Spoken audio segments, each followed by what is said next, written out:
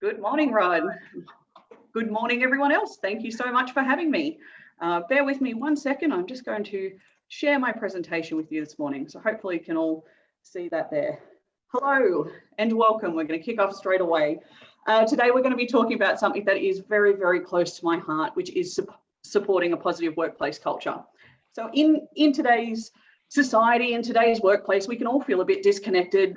Workplace culture is hugely important to the overall success to your business, to the health of your company, to the health of your people, and also your customers. So it's important to and helpful to spend some time considering why your company's culture is the way that it is, and why it's important that it either stays that way or changes for the better. So as you can imagine, there is a vast amount of information on this topic, and I've tried to condense it down as best I can. But today we're going to be focusing on these key points. So what is workplace culture and why is it important? What makes a good workplace culture? Identifying indicators of a toxic workplace environment, managing your workplace culture, managing performance, and the future of workplace cultures. And in the end, we'll wrap up with a bit of a summary and just some tips there. So I guess jumping straight into it with the most obvious question, what is workplace culture really? Workplace culture are the characteristics and the personalities that set the overall vibe for your organization. It's essentially the environment that you create for your employees. So if you observe generally how people behave and how they speak to each other, then you've got the gist of your workplace culture there. This is something that a lot of employers get wrong, or at least they don't understand. Workplace culture is not conceptual. It's very, very real. And culture is made and driven by the people who work within it. Culture can be guided either positively or negatively. And one of the biggest mistakes that an employer can make is letting their culture form naturally without guiding it and defining what they want it to be. So why is a good workplace culture important? Just going to have a look at a few things here. I guess the overall takeaway is the subtle but undeniable connection between your company's culture and its profitability. A good workplace culture is going to see lower absenteeism rates, less costly turnover, a higher quality, better safety rates, less time dedicated to performance management or disciplinary action or grievance management, which obviously drains resources, and it can also be very, very time consuming. A good workplace culture means productive employees, and productivity means profit. So we've established what makes a good workplace culture and why it's important. But here are some key characteristics of what makes a good workplace culture. You can see a little image that's come up in front of you there. So there's a number of things that are going to contribute to a positive workplace culture, but we believe that the 4 core elements that a business needs to drive a positive and sustainable workplace culture are the following. So clear definition and purpose, direction and purpose rather. It's really important to step back, evaluate and define your workplace culture, both for what it is now and what you want it to be in the future, and align your staff's behaviours to that desired culture. Of course, creating proper values. You want to create values that represent your company and you're not just paying lip service to them. There's something that you actually live and breathe. Assessment tools can be really helpful to gauge your culture. They might reveal gaps in the culture that you want to attain and the one that you currently have. Investing in your people, that's fairly obvious, but people make workplace culture, not perks and benefits. And don't get me wrong, perks and benefits are really, really, really great to have. And they're obviously very appealing for businesses, but they don't necessarily make your job any easier. When the going gets tough, it's going to be your people that band together and drive through difficult times. So if your staff are disengaged, or if they can't or won't work together, then they're not going to make it through the tough times. They're simply going to leave. Communication. I think communication is the cause of and the solution to all of workplace culture issues. The way communication occurs in your workplace is the underlying essence of your culture, and importantly, the degree, the type, the frequency of the interactions that you have. Everyone truly should be encouraged to give feedback and receive feedback. and poor communication or inappropriate communication needs to be addressed. Communication is more important than ever. Modern teams, especially teams that are working remotely, they require collaboration skills. Think about what's missing from our text and emails, conference calls, maybe other digital communications. It's body language. Even when we're co-located, the tone or the text or the formality of an email is left wide open to interpretation, even to the point where, you know, our closest friends might get confused. So these misinterpretations can create anxiety and can be costly, and they can affect morale and ultimately affect productivity. And leadership. Of course, having strong leadership is always going to strengthen your culture. Managers have a responsibility to demonstrate the beliefs of the company and reinforce behaviors and hold people accountable. In short, managers and leaders need to lead. They need to lead by example. So let's talk about some indicating factors of a toxic workplace environment. The worst thing about a toxic workplace environment is that it very rarely stays at work. They typically follow you home and they can start to consume other parts of your life. And while in the workplace, that type of negativity can very quickly spread and it can drive employees away. So again, a few tips, a few indicators here in terms of what a toxic environment might look like. Now, these are just a few. There are many, many more, but there's a few key things here that I'd like to point out here. Ineffective leadership. Ineffective leadership can come in many, many forms. It might come in micromanagement or blame game, lack of accountability, so on. But ineffective leadership usually manifests from a couple of things. One would be capability. Sometimes managers can be good at what they do, but they don't necessarily have the interpersonal skills to actually manage a team. Being good at your job doesn't necessarily mean that you should manage people. And that's really important that leaders and managers get that training and get the information that they need to manage their teams. Sometimes, though, with ineffective managers, it could be a loss of authority. It could be them not wanting to relinquish the status quo, i.e., if I empower my staff, then I might lose authority or respect or what have you. And that usually ties into resistance, resistance to change and not wanting things to evolve, which is really, really crucial in a positive workplace culture, that your environment does continually evolve. Failure to act. This is, I suppose, where businesses tolerate management styles that actually threaten employee engagement and retention, allowing managers to cultivate essentially a really terrible culture. These include, you know, poor behaviors and poor performance are actually enabled instead of being addressed. And again, this comes down to the leaders in the business and how they manage business expectations. High turnover and absenteeism. Leaving a job, gee, that's a really tough decision to make. And when you notice that several people are leaving, then that might be a pretty clear indicator that something's not quite right there. High employee turnover usually means there's disorganization or lack of direction, ineffective leadership, or little opportunity for people. So if you want a further insight into your culture, you want to capture the information from the people who are leaving the business. The last point I'd like to talk about here is gaslighting. So it's quite a tricky one. Gaslight is a form of, I suppose, psychological manipulation. And gaslighting in the workplace often aims to distort a co-worker's view of reality, and it makes them question their own memory or their own perception or their own judgment. In the workplace, this gaslighting is a form of bullying, and it's very, very common, and it can cause anxiety and depression and loss of productivity.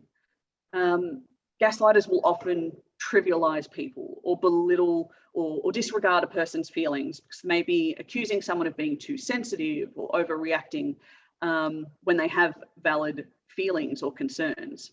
So this is something that really needs to be addressed. Gaslighters will align people against you and will sow seeds of doubt over time. And they're likely to make you start questioning that what you believe is happening, and you start to accept that what you're being told is true and that you're the problem when in fact you're not. So they're just a few key points there. So managing your workplace culture. We're going to explore some ways and some strategies that we can put into place to help make some improvements in your culture. Again, quite a number of things that we've got in front of you there that's going to help you through, but a few key points. Focus on critical behaviours. You're not going to change everything overnight, and change always takes time. Pick a few things that people can do throughout the company that positively affect the business. For example, ways that people start meetings or the ways that people talk with customers. And make sure that those few critical points are aligned with the company's overall strategy and the culture that you've defined. Also check that people feel good about doing these things so that you tap into their emotional commitment and get their buy-in. Finding your cultural champions. Now, authority, which is portrayed in a formal position, such as a manager, shouldn't be confused with leadership, because leadership is a natural attribute and it's exercised and displayed regardless of a person's title or position. And someone who is a natural leader might not necessarily hold a management position. And they're frequently overlooked and underused for driving culture and cultural change. If you can get your informal leaders, if you can get them on board, they can become powerful allies to the change because they can influence behaviour and they have that connection with leadership and with their peers, and they can act as your cultural champions. And lastly, leading by example, of course, and I mentioned this before in terms of leadership. If staff members see a disconnect from what the leaders are doing and the culture that they say that they want and the culture that they actually follow, they're going to disengage. And they're going to disengage quickly, and they're simply going to follow in the footsteps of the senior manager's behaviour. The people on top need to demonstrate the change that they want to see, and they need to lead by example. So, performance management. Now, this gets into the scary part of the webinar. Performance management often sends tingles down people's spines. And I'd like to preface this by saying performance management is actually a good thing. It's not to be confused with performance improvement or managing under employees, which we'll touch on in a second. But a performance management culture is a direct result of the strategies that you've implemented from an organizational point of view, the goals that you've set, the values that you've set, and aligning people's behaviors and conduct with those things that you've set. A strong performance model or performance management model rather is going to ensure that sustainability of your workplace culture, and it's also going to provide the opportunity to give feedback of where things are going right and where things are going wrong, and that's going to allow you to evolve quickly. Now, of course, from a performance management side of things, there is the performance improvement. And while there are many positives to performance management, sometimes you are going to be faced with underperforming employees if the work isn't acceptable or what have you. And sometimes disciplinary action might be needed, of course. Now, remember, there is a difference between underperformance and misconduct. Underperformance is someone who's not quite getting there and needs your help. Misconduct is someone who's deliberately doing something wrong or incorrectly or what have you. So again, a few key tips when you're looking at the performance improvement process. And I guess some key takeaways from here. When you are in managing underperformance or you're in the performance management side of things, you want to change your mindset to the conversation, because it can be very intimidating when you go in and you're thinking to yourself, oh God, I have to have that conversation, or how do I go about this? So instead of seeing it as a difficult conversation to have, try and look at it as an opportunity to learn more about the person and actually find out why those goals aren't being met. Your goal in this whole meeting is to reach a better place of understanding of why they do things the way they do, and not to end up in an accusatory place. Performance management is a genuine opportunity to show improvement, which requires just as much effort from you as it does from the person going through that process. And that comes with setting expectations, setting and managing the expectations. Sometimes the term performance management or performance improvement may not actually be, or may not actually describe what you're trying to achieve. You might be dealing with the best performer in the company, but the problem is that they're really difficult to work with, and generally nobody gets along with them because they're a prickly person. So instead of addressing performance, you're now outlining expectations. It's not just about the results, it's about how you get there. So you need to outline those expectations. And lastly, a huge key point, a huge tip for anyone. When you go into these conversations, you need to record everything. It's going to allow you to prevent misinterpretations or what have you, or confusion about the matter. And it's also really important if you sit down, if you're in a performance management side of things and you make a formal agreement to review someone's process in 4 weeks' time or 6 weeks' time or what have you, that you follow through with that. It's going to lose all its traction and all its merit, and to agree to someone and say, yeah, I'll follow up with you in 6 weeks, and then that never happens. Just some key tips there. Moving along. The future of workplace cultures. So we have covered a lot today. Again, it has been very condensed, so I thank you for bearing with me. But in terms of moving forward, obviously creating a positive workplace culture is going to make or break an organization's success. And specifically, our workplace cultures in the future are going to have some key elements. The first one, of course, adaptability, which I've already talked about, adaptability and flexibility. Organizations, they're not just a cup you put on the shelf and go, that's my culture and that's where that sits. Organizations, as people come in, as people leave, they're affected by, dare I say, globalization and the economy and all of those type of things. There's always going to be a number of factors that contribute to your workplace culture. And for that reason, you have to evolve with it. It's not just something that's going to stay stagnant. So you need to be flexible and you need to be looking at it all of the time. Multi-general workspaces. And this is probably a pet peeve of mine. So excuse me if I'm overly passionate about it, but the endless generational arguments that people buy into, the millennial versus the boomer argument, particularly in the workplace, they have to stop. Businesses need to bridge the gap between these generations and find common ground for everyone to work in. And this may mean that anyone, if they're so intrinsic with the way and so consumed with the way that they do things, they might need to unlearn behaviors and they might need to become more susceptible to working together. But with that, there's opportunity for people to really show their strengths and provide training opportunities for these generations to work together. But don't buy into the argument. It's unnecessary. And of course, remote places, flexible working environments, and hybrid environments as well. So I didn't want to have to mention it, but of course, COVID-19, it's on the tip of everyone's tongue, and it's radically changed our expectations of how and where we work moving forward. And it has created, I suppose, a broader office ecosystem, if you will, that's expanded beyond traditional office space. So businesses are going to need to align, again, being flexible and adaptable, to these workplace cultures, and they need to connect in with their remote employees so that these employees remain engaged and they're not just cooped up in the dark like a mushroom.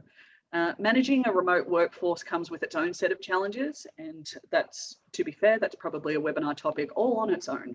And we don't have enough time to cover all of that today. But I will say this, the key to managing your remote workforce is communication, and that communication is changing. Again, the frequency, the type, it may be more, you may choose to do it more often, but for less amount of time. And it also needs to come from the top down. You can imagine if you're on your own all of the time and you don't have that connect, imagine how it would feel if you were to get a call from not just your manager, but from your CEO or from a senior superior, just calling in and saying, I'm not checking on your work. I don't want to know if you've met that deadline. I want to know, are you okay? And having that connect in is really important in these times. Connecting from the top down and the bottom up it's a positive thing. I will say this, if you fail to connect with your remote staff, people can start feeling disconnected. That's going to fuel mistrust or disengagement or lack of motivation, which is obviously going to affect your productivity there.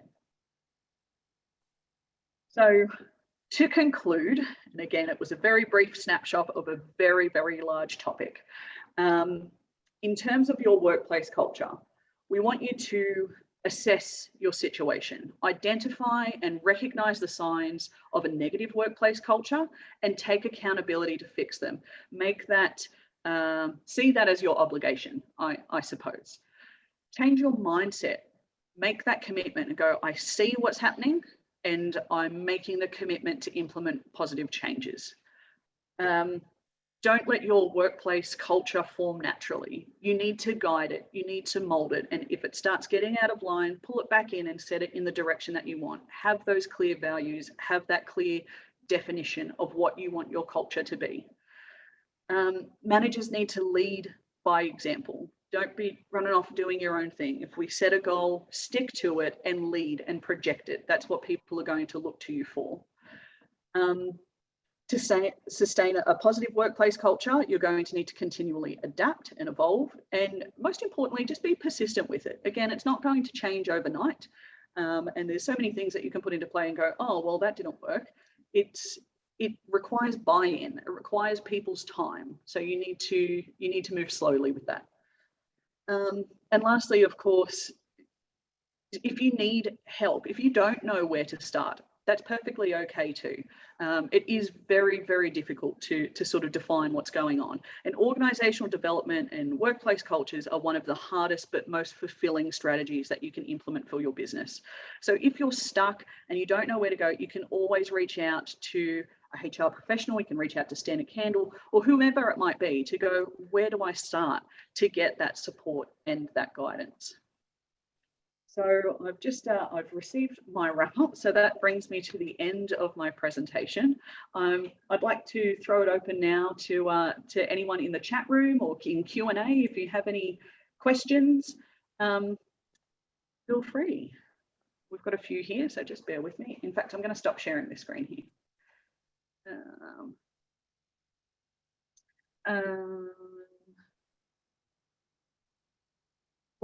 Okay, so what's the best way to understand where my culture is now? That's a really, really great question. So there are many tools that you can use. Essentially, if you want to find out where your culture is at, you need to get feedback from the people who are in it and possibly from the people who have left it. So I would suggest that feedback and that type of thing is tangible data that you can use, that you can create an analysis of your business. So there's a variety of ways of doing that. Exit interviews, exit surveys, yes, exactly. You might actually sit down with everyone in your staff and every single one in the staff, what am I trying to say? Every single person in your staff and get them to fill out a survey. Are you happy? Happiness surveys, they work. You might be looking at the dynamics of your team. You might look into disc profiling or something like that to find out what makes them tick. That's going to be the best way. Gather that information from your staff, from the people who are there, and then that will sort of outline your strategy.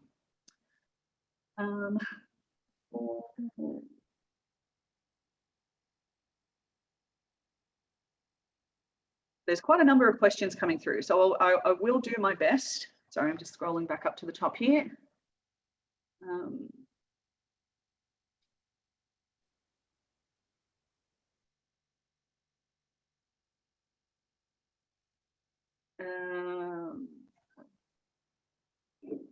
Insightful exit surveys. How do you get someone to see their behavior is affecting others in a negative way? Oh, what a great question.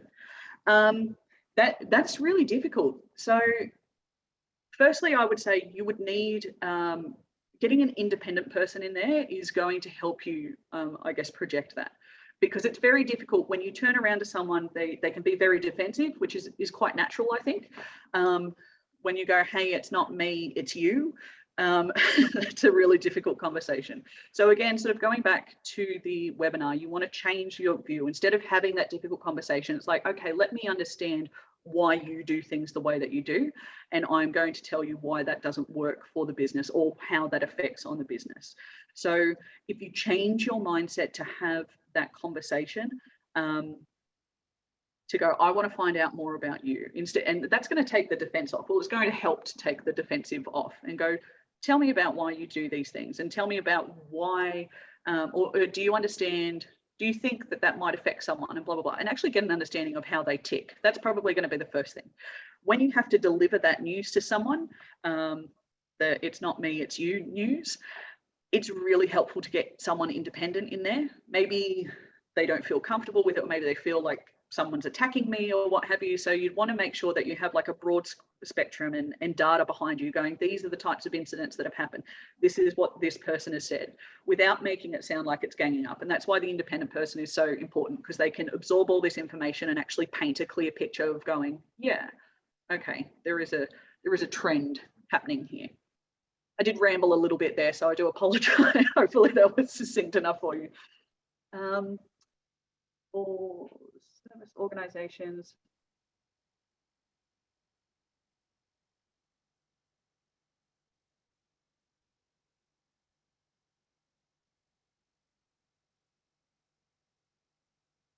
There's an interesting question here. For service organizations, even cultural aspects are emphasized. Team rarely get time on these activities due to high productivity and utilization. So I suppose this question is, people are working all the time and they're under the pump all the time. Team is emphasized, but they don't get time to engage in those activities. So what's your recommendation to handle that situation? Again, that might send me into another monologue. So it is very difficult. You do have to draw the line. To say that you're so busy that you don't have time to actually engage in these people, you need, or to allow these people to engage in teams, you need to be able to allow them the time. Maybe you need to look at the rostering. Maybe there's an operational thing. It's one thing to be going, yeah, we're a team, we're a great team, team. And then to have the person on the other end going, I don't get any of that. I don't feel like that. I'm overworked. I'm burnt out. So there seems to be that in that particular situation, there seems to be a disconnect from what's being projected to what's actually happening. So again, I would recommend that you would take the time to engage with your staff to ask, how does that affect them? What would they like to see? And you can put that back onto your employees going, if you do feel disconnected and I don't know where to start, what would you like to see us do? And actually add those things in. They're going to give you the right direction of what they need to feel connected to you. So, and you can most definitely do that and gain some insight from what they want. But it could be, generally in service industries, it could be a timing thing, and it could be a trying to find out a way, a collaborative way between employees and managers and the service and what have you, to allow someone the time to engage. That's just as important as the work that they do, because if you allow them that time to engage, they're going to be more productive. So the time that you're putting in, it feels like you're taking them away from the work that they're doing, but actually they're going to be happier. So what was taking them half an hour might only take them 10 minutes the next time, because they're happier. Anyway, there's a number of questions here. So we do have everyone's emails. Thank you so much for the response. Well, I'm a little bit overwhelmed. But we will go through them, and I will we'll take this conversation offline. And I can respond to that. And of course, feel free to reach out. It is something that I'm passionate about, and I wasn't, I can talk about this for days. Just get me a soapbox and I will stand there for days with every thought and feeling that I have. But of course, we can't do that in a half an hour webinar. Anyway, thank you so much for your time, everyone. I'm really, really chuffed that you've all come here. I'm going to lead back to Rod now. So if you can just bear with me. Here we go. Thank you very much. And I'll hand back over to Rod.